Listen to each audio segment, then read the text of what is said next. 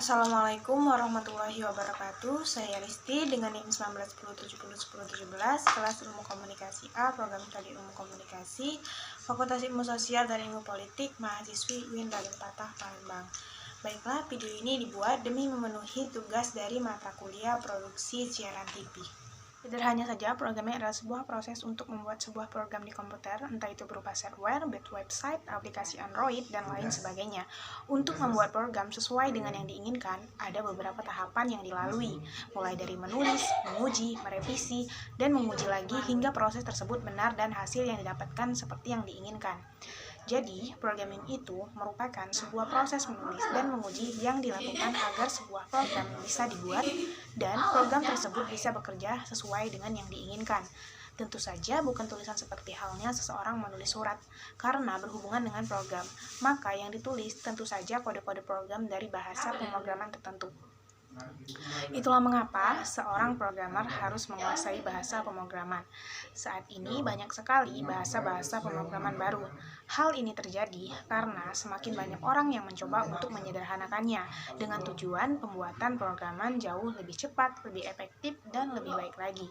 Kunci dari penting dalam programming selain bahasa, bagi orang yang benar-benar sudah menyelami apa itu programming, mereka pasti tahu bahasa pemrograman itu hanya tool, tidak lebih dari itu. Bahasa pemrograman hanya digunakan sebagai alat untuk membuat sesuatu, entah itu website, software, aplikasi, dan lain sebagainya. Maka dari itu, ada dua kunci lainnya yang harus mereka kuasai. Dan dua kunci ini jauh lebih penting dari sekedar menguasai bahasa pemrograman. Yang pertama, berpikir kritis. Yang pertama adalah critical thinking atau berpikir kritis. Seorang programmer itu sebenarnya seorang pemikir. Mereka memikirkan tujuan untuk mendapatkan tujuan tersebut. Ada masalah dan masalah itu harus dipecahkan. Berpikir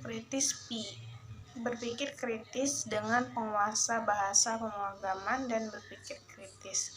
Mereka mampu mengatasi masalah dan tujuan untuk membuat aplikasi atau apapun bisa mereka dapatkan. Yang kedua, logika. Logika mampu berpikir kritis saja tidak cukup, karena bahasa pemrograman hanya bisa digunakan jika logika seseorang berjalan.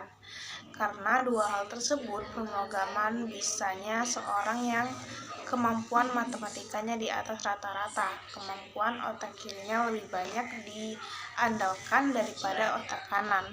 Meskipun demikian, bukan berarti mereka yang nilai matematikanya di sekolah rendah tidak bisa menjadi programmer. Apalagi nilai sekolah tidak selalu sejajar dengan kemampuan yang sebenarnya. Elemen programming, ada 4 elemen dalam mengatur strategi penjadwalan atau programming televisi. Yang pertama, programming menganalisa angka peringkat rating penonton berdasarkan SES atau Social Economic Status, segmentasi jam tayang, pola penonton, genre, dan juga tren. Yang kedua, production, mengkaji sisi produksi dari setiap acara, mulai dari format atau drama, non-drama, news, sports, story, treatment, production, create, artis, bintang, band, dan lain sebagainya, director, production, designer, shoot editing, wardrobe, dan lain sebagainya. Yang ketiga, marketing, membahas strategi marketing dan sales untuk mendapatkan profit. Topik antara lain tentang harga, spot iklan, built-in production, free sales, brands promotion, brand differentiation, target konsumen, blocking, time tracking, price. Yang keempat, purchasing, distribution, disinilah perhitungan harga produksi, pembelian, program film, distribution, rilis, dan yang sesuai dengan kemampuan daya beli stasiun televisi. Dikaji juga programming file per detik dari biaya rata-rata operasional stasiun TV per detik. Jadi bisa dibayangkan kalau penempatan jam tayang sinetron atau film sering dianggap tidak tepat, itu menurut versi publik penonton.